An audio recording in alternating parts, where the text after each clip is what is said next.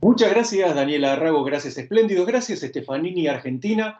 Hoy tenemos el honor de tener en esta entrevista, en esta columna de innovación, de Espléndidos por supuesto, a uno de los principales referentes en materia de coaching, liderazgo, comunicación. Lo voy a saludar primero. ¿Cómo te va, Daniel? ¿Cómo estás? ¿Qué tal, Diego? Un gusto poder compartir este espacio con ustedes. Gracias por estar en Espléndido. Daniel Colombo, señoras y señores, aquellos que no lo conocen, pues uno, como dije, uno de los principales referentes. Es facilitador y master coach ejecutivo especializado en alta gerencia, profesionales y equipos, comunicador profesional, conferencista internacional, autor de 31 libros, es uno de los top voices de LinkedIn de América Latina, coach certificado, miembro de John Maxwell Team y mentor honorífico de la red global de mentores. A ver, tenés un montón de reconocimientos, no solamente profesionales, sino también personales. Sos uno, como digo, siempre de los referentes en materia de comunicación. Así que para mí en particular y para todo el público de Espléndidos, te quiero dar las gracias, Daniel.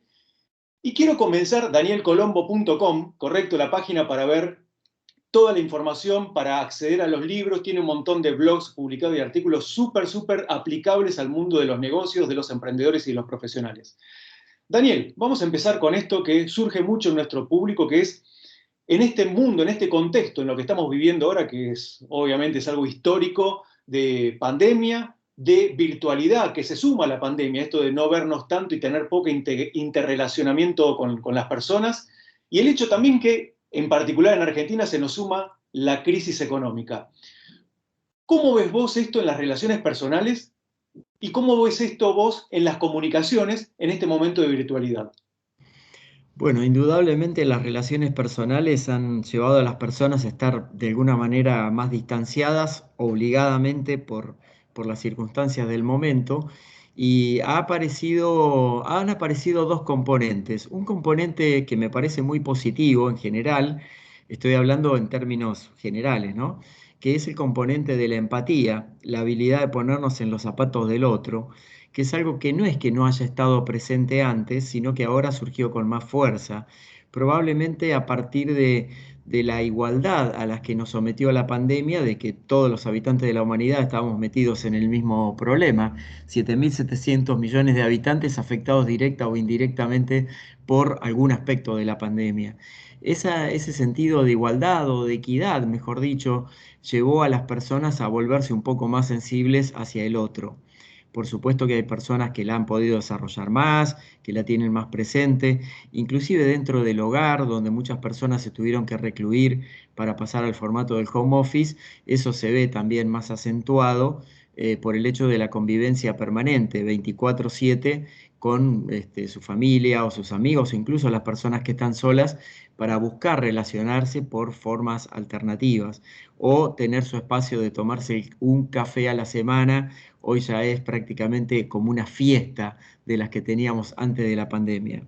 Y el aspecto no tan positivo tal vez es cierto retraimiento, cierto meterse para adentro, algo que la psicología llama a veces el síndrome de la cabaña, que es la extrañeza que sienten las personas cuando han pasado mucho tiempo con normas muy rígidas de aislamiento y necesitan volver paulatinamente a una vida medianamente regular. Por eso se observa también en las empresas muchísima dificultad para la vuelta a cierta presencialidad laboral. Ya sabemos que en Argentina particularmente, justo estaba escribiendo un artículo estos días sobre ese tema.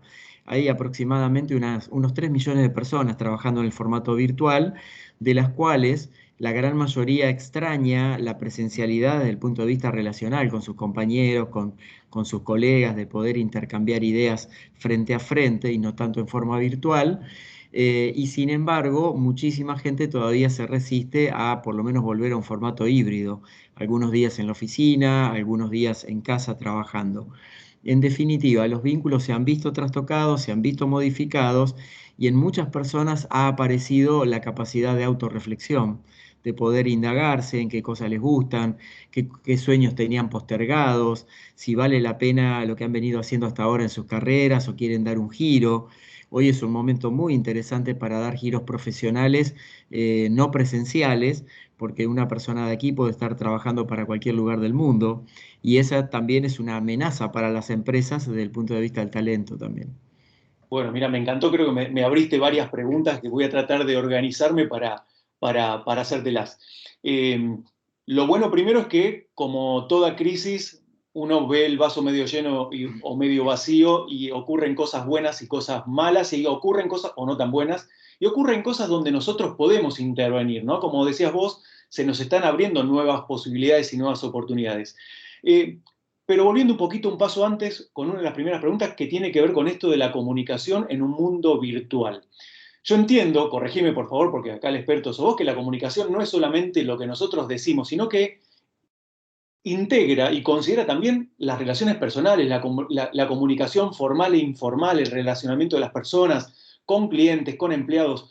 ¿Cómo viste vos, Daniel, que se afectó esto y cuáles son esas habilidades que tendríamos que tener nosotros, como aquellos que son líderes de empresas, para podernos relacionar mejor en un mundo virtual, sabiendo que esta es una forma de trabajo que, de nuevo, sea híbrido o no híbrido, vino y algo va a quedar?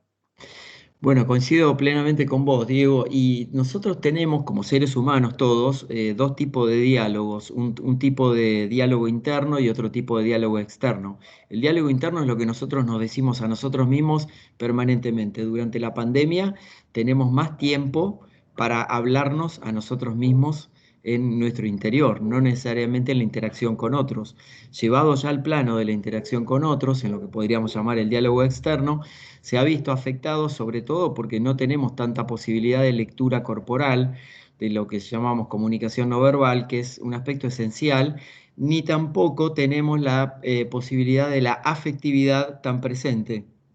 Esto de tocarnos o esto de tomarnos las manos o esto de simplemente mirarnos a los ojos de una manera profunda, asertiva y no tener que andar ahora adivinando si miro a la cámara o miro a los ojos de la persona que tengo en la pantalla.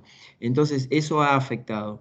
Y una de las cosas que más se ha notado es la falencia en la preparación de los líderes, porque los formatos de liderazgo que veníamos enseñando muchos de nosotros, incluso vos, desde siempre, no están funcionando tanto en este tiempo de pandemia. Entonces necesitamos empezar a hablar de nuevos entrenamientos en liderazgos que ya no son presenciales, que son virtuales, que tienen como múltiples plataformas en las que convergen tecnológicamente hablando, es decir, una serie de habilidades y destrezas que no las teníamos desarrolladas.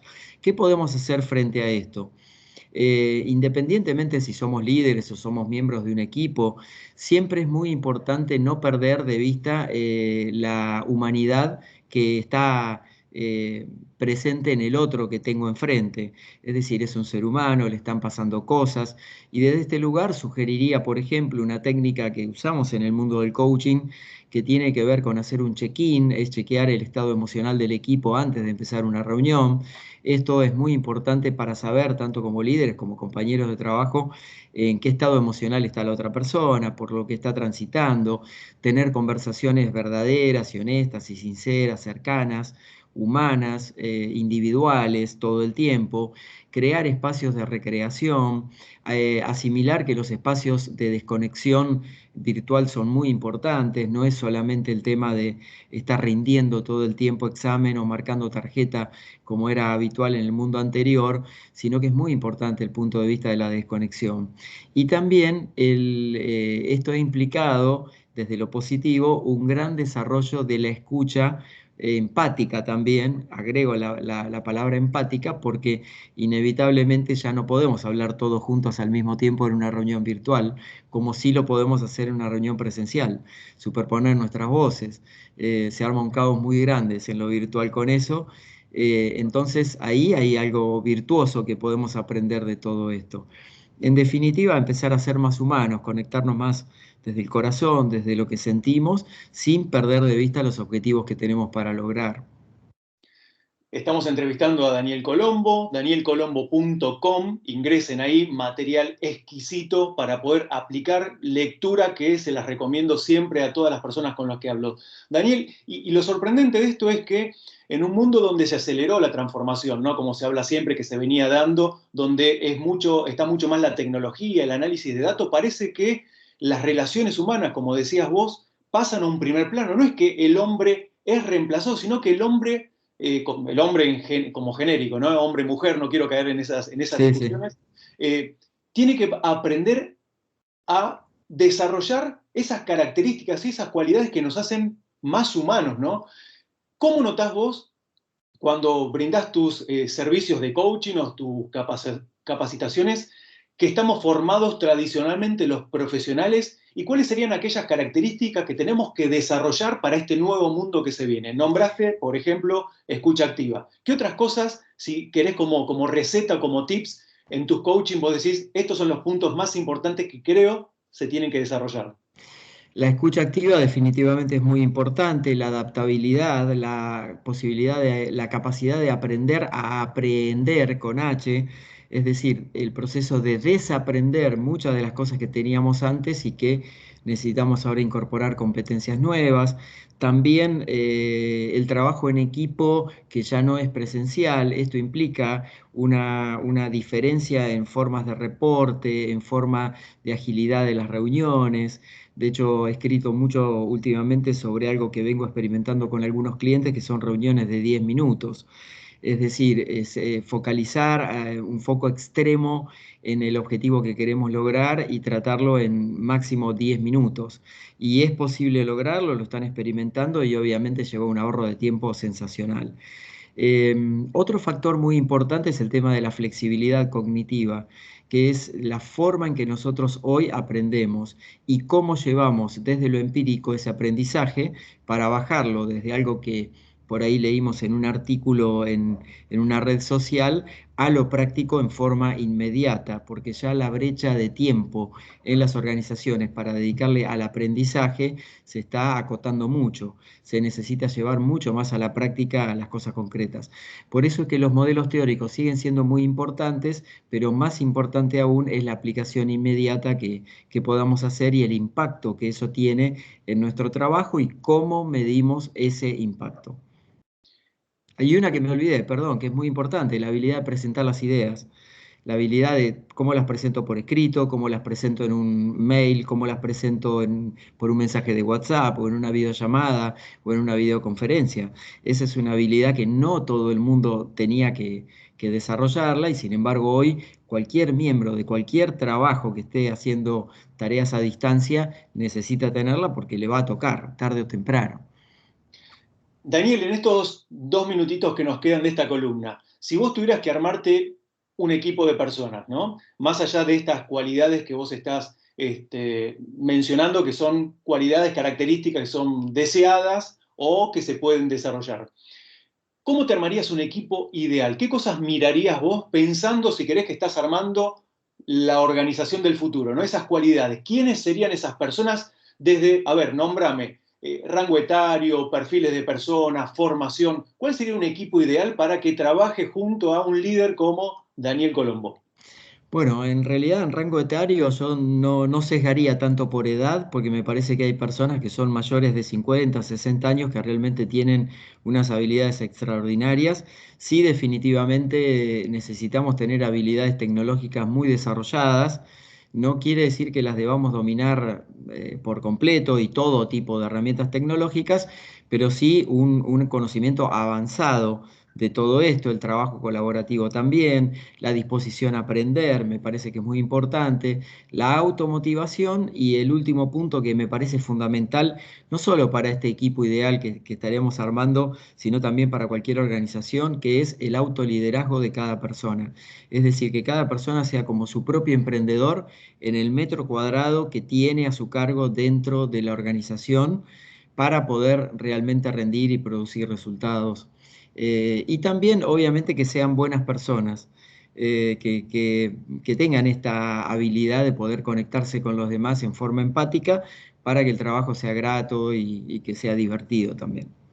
Qué interesante esto que decís, y casi sin querer me salió una pregunta trampa sobre el rango o el segmento etario, porque es algo que estoy viendo mucho, yo no sé si coincidís vos, Daniel, en las empresas que se está valorando muchísimo más tener una cultura mixta de distintos perfiles, distintas edades, porque creo que cada generación, cada aprendizaje, cada punto de vista, y más que nada hoy, ¿no? En un mundo digital donde la innovación, la capacidad de crear, de aprender, donde cada uno se reconoce con una habilidad distinta es fundamental. Por eso te hice esa preguntita, casi que me salió como trampa, pero no era mi intención. Así que cierro con esto entonces, Daniel, no sé si tenés alguna palabrita más. Yo te quiero agradecer por estar en Espléndidos. De nuevo, Daniel Colombo, pueden encontrar todo su material, sus artículos, más allá en diversos medios donde él escribe, que son una joyita cada uno de esos artículos que publica, danielcolombo.com. Te dejo el cierre para el público de Espléndidos. Bueno, muchas gracias, Diego, por esta oportunidad de compartir y reflexionar sobre temas que nos tocan a todos, no solamente en el ámbito profesional, porque también lo estamos viviendo a nivel personal. Entonces es importante empezar a hacernos preguntas y sobre todo encontrar respuestas para este nuevo tiempo. Muchas gracias.